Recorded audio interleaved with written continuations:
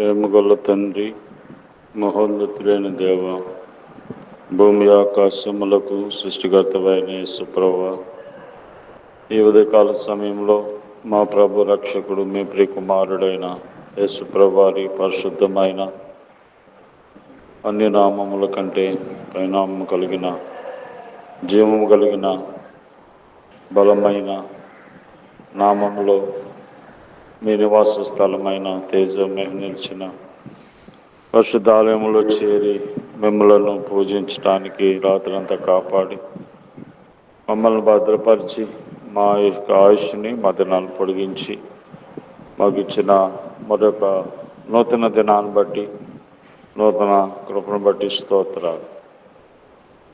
మీ వల్లనే జీవిస్తున్నాం, మీ వల్లనే బ్రతుకుచున్నాం.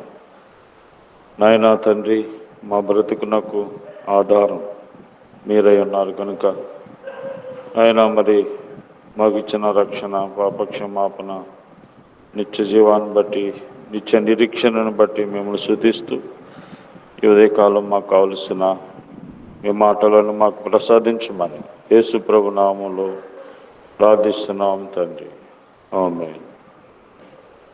కల్వారి గిరిలో నా సిల్వలో శ్రీ యేసు పలు బాధలుందెను,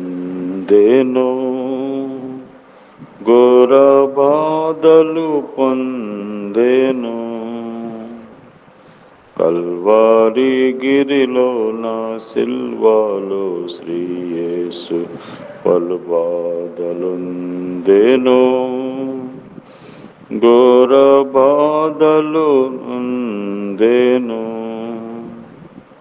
నీ కోసమే, అది నా కోసమే, నీ కోసమే, అది నా కోసమే. కల్వారి గిరిలో నా సిల్వాలో శ్రీ పలు బాధలుందెను, ఘోర బాధలు నొందెను. ప్రతివానికి రూపునిచ్చే అతనికి రూపు లేదు, ప్రతివానికి రూపునిచ్చే అతనికి రూపు లేదు. 10,000లో నాతి ప్రియుడు పరిహాసముల నొందినాడు, 10,000లో నాతి ప్రియుడు పరిహాసముల నొందినాడు. నీ కోసమే, అది నా కోసమే, నీ కోసమే, అది నా కోసమే. కల్వారి గిరిలో నా సిల్వాలో శ్రీ యేసు పలు బాధలుందెను, ఘోర బాధలు పొందెను. అందరి దోషము మోసి పొందెను ఘోర వ్యాధి, అందరి దోషము మోసి పొందెను ఘోర వ్యాధి. నిలువెల్ల గాయాలు పొంది విలువైన స్వస్థతనిచ్చే, నిలువెల్ల గాయాలు పొంది విలువైన స్వస్థతనిచ్చే. నీ కోసమే, అది నా కోసమే, నీ కోసమే, అది నా కోసమే. కల్వారి గిరిలో నా సిల్వాలో శ్రీ యేసు పలు బాధలుందెను, ఘోర బాధలు పొందెను. దేవుని పరిశుద్ధ గ్రంథమైన బైబిల్ నుండి ఈ దినము దేవుడు మన కొరకు సిద్ధపరిచిన వాక్య భాగం జ్ఞాపం చేసుకుందాం. ద్వితీయోపదేశకాండము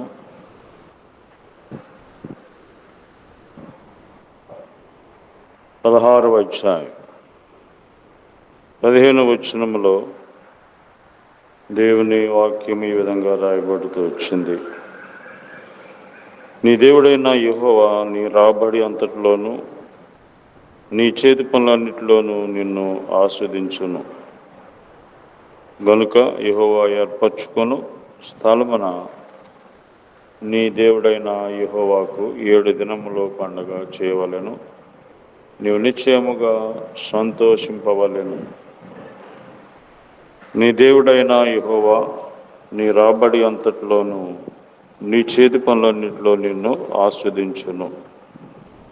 దేవుడు తన ప్రజలైన ఇశ్రాయేలు ప్రజలకి, ఈరోజు మనకి కూడా దేవుడు నీ రాబడి అంతటిలో నీ చేతి పనులన్నింటిలో నిన్ను దీవించాలి, నిన్ను ఆస్వాదించాలని దేవుడు కోరుతున్నాడు. దేవుడు మన యొక్క రాబడి అంతటిలోనూ మన చేతి పనులన్నింటిలోనూ మనల్ని దీవించాలంటే మనము ఏమి చేయాలి? ఈ వాగ్దానము మన పక్షంగా నెరవేర్చబడాలి అంటే మొదటిగా ఇర్మియా గ్రంథము 2వ అధ్యాయం. ఇర్మియా గ్రంథము 2వ అధ్యాయంలో మొదటిగా మనము దేవునికి మనము ఏమి ఇవ్వాలి? ఇర్మియా గ్రంథము 2వ అధ్యాయములో ఈ విధంగా జ్ఞాపం చేస్తూ ఉన్నాడు దేవుడు. ఇర్మియా గ్రంథము 2వ అధ్యాయము 3వ వచనం. అప్పుడు ఇశ్రాయేలు యెహోవాకు ప్రతిష్ఠిత జనమును, ఆయన రాబడి ప్రథమ ఫలమును ఆయను. అతను లయపరచు వారందరూ శిక్షకు పాత్రులైరి. వారికి కీడు సంభవించును, ఇదే యెహోవాకు. ఇశ్రాయేలు యెహోవాకు ప్రతిష్ఠితమైన జనం, ప్రతిష్ఠిత జనమును, ఆయన రాబడి ప్రథమ ఫలమాయను. ఈ భూమి మీద దేవుని ప్రజలు, దేవునికి ఏర్పరచుకున్న ప్రజలు ప్రథమ ఫలముగా ఉన్నారు. అలాగే మనము కూడా ప్రథమ ఫలముగా మన హృదయాన్ని దేవునికి ఇవ్వాలి. మన హృదయాన్ని మొదటిగా దేవుడు కోరుచున్నాడు. కాబట్టి మనం హృదయాన్ని దేవునికి ఇస్తే ఆయన మనలను ఆస్వాదిస్తాడు. దేవునికి కావలసింది మానవుని యొక్క హృదయం. ఆ హృదయము చెడిపోయింది, పాడైపోయింది, మోసకరమైనది. ఇలాంటి హృదయాన్ని ఎవరు కూడా కోరరు. కానీ దేవుడు కోరుతున్నాడు. ఎందుకంటే నీ హృదయ స్థితిని బాగు చేసి నీ హృదయం అనే దేవాలయంలోనికి ఆయన వచ్చి నివాసం చేయటానికి నీ హృదయం కోరుతున్నాడు. హృదయమును మానవ జీవితానికి కేంద్ర బిందువు కనుక హృదయం నిండి ఉండి దాన్ని బట్టి ఒక నోరు మాట్లాడుతుంది. కాబట్టి పైకి మానవుడు మంచిగా ఉండొచ్చు, కానీ హృదయములో చెడిపోయిన వాడు, హృదయములో పాడైపోయిన వాడు, హృదయములో దుఃఖముతో ఉన్నవాడు, హృదయ వేదనలతో ఉన్నటువంటి వాడు, ఆ హృదయ స్థితిని బాగు చేయడానికి దేవుడి లోకానికి వచ్చారు యేసయ్య. మనకు నూతన హృదయాన్ని ఇవ్వడానికి, నూతన జీవితాన్ని ఇవ్వడానికి రక్తమంతా చిందించారు. కాబట్టి మొదటిగా దేవునికి ఇవ్వాల్సింది మన యొక్క హృదయం. ఆయన బలులు కానీ, కానుకలు కానీ, నైవేద్యములు కానీ ఆయన కోరేవాడు కాదు.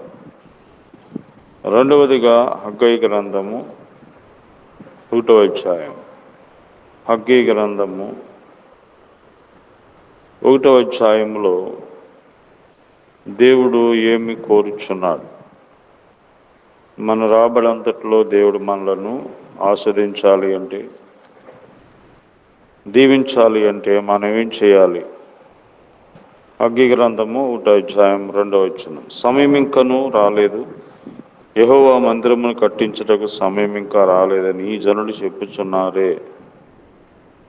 ఇక్కడ దేవుని ప్రజలు సమయం ఇంకా రాలేదని దేవుని పని చేయడానికి వారి సొంత పనులు చేసుకుంటున్నారు. వారి సొంత పనులకైతే సమయం ఉంది, దేవుని పనికైతే సమయం లేదు. అందుకనే వారు మరి సంపాదించుకున్న కష్టార్జితము సినిగిపోయిన సంచిలో వేసినట్టుగా ఉంది. వాళ్ళు భోజనం చేస్తున్నారు, తృప్తి లేదు.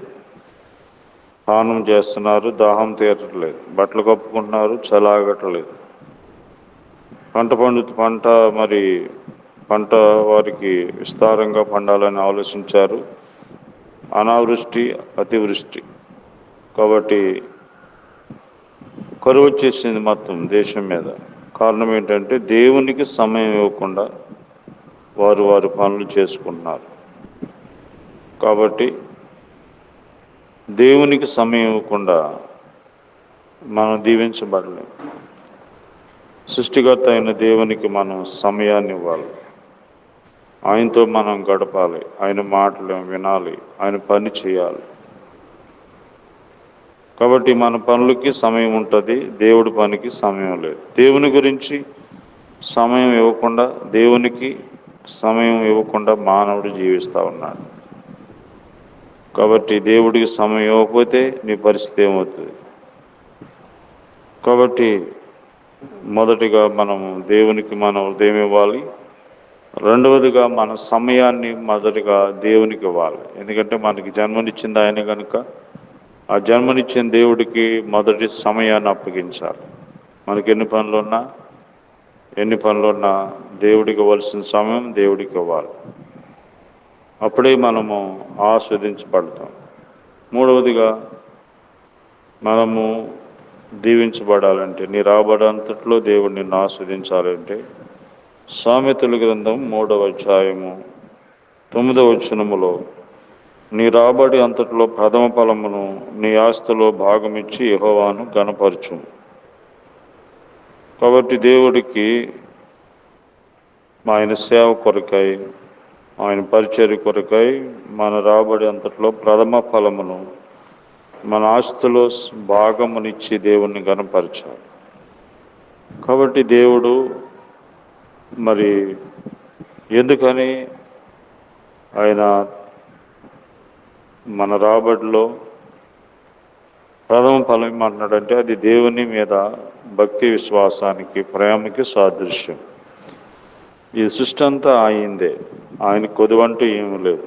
అయితే ఈ భూమి మీద దేవుణ్ణి మనం ప్రేమిస్తున్నామంటానికి, ఆయన యందు విశ్వాసము, విధేయత కలిగి ఉన్నామంటానికి, ఆయన పరిచర్య జరగడానికి ఆయన భాగమును ఆయనకి ఇచ్చి, ఎందుకంటే మనం కలిగి ఉన్నదంతా ఆయిందే. మనదంటూ ఏమి లేదు ఈ లోకంలో. భూమి ఆయిందే, ఆకాశం ఆయిందే, సమస్తం ఆయిందే.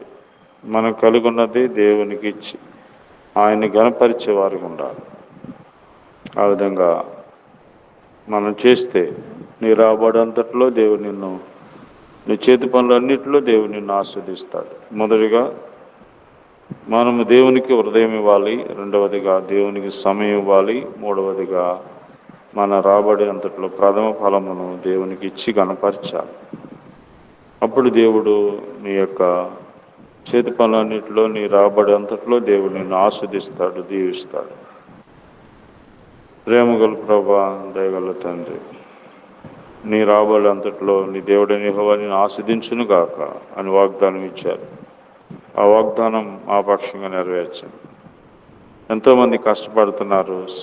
సిల్లు సంస్థలో వేసిన సొమ్ములాగా ఉంటుంది. వారి కష్టార్జితం నిలబట్టలేదు. వారి కష్టార్జితం అన్యుల ఇల్లు చేరుతుంది. వారి కష్టార్జితం వ్యర్థమైన వాటికి వెళ్ళిపోతుంది. ఆయన ఇంట్లో వారు ఉపవాసాలు ఉంటున్నారు, అప్పుల భారాలు. కాబట్టి ఆ విధంగా వాళ్ళు కష్టార్జితం వారి ఇంటికి చేరినట్లుగా సహాయం చేయండి. మీకు హృదయం ఇచ్చేవారిగా, మీకు సమయం ఇచ్చేవారిగా, మీకు భాగం ఇచ్చేవారిగా సిద్ధపరచండి. మా దేశము, రాష్ట్రము, గ్రామ ప్రజలు, అధికారులు, అనారోగ్యంగా ఉన్న వారందరి కొరకే ప్రార్థిస్తున్నాం. దూరదేశంలో ఉన్నవారు, చదువుకుంటున్న వారు, గర్భిణీ స్త్రీ, చనిపోయిన తల్లులు అందరినీ కూడా జ్ఞాపకం చేసుకున్నాం. ఆయా సమస్యలతో బాధపడుతున్న వారిని విడిపించండి. సైతాన్ సంబంధమైన క్రియలతో బాధపడుతున్న వారిని యేసు నామములో విడిపించండి. యేసు రక్తం ప్రోక్షించండి. నెమ్మది లేని వారికి నెమ్మది దయచేయండి. ఈ విధంగా రక్షణ లేని వారు రక్షణ దయచేయండి. ఈ వారం అంతా కాపాడండి. యేసు నామములో ప్రార్థిస్తున్నాం తండ్రి. ఆమె తండ్రి అయిన దేవుని ప్రేమ, ప్రభు యేసుక్రీస్తు వారి కృప, పరిశుద్ధాత్మ దేవుని సహవాసం ఈ రోజంతా మనకి తోడయండి, కాపాడును గాక. ఆమేన్.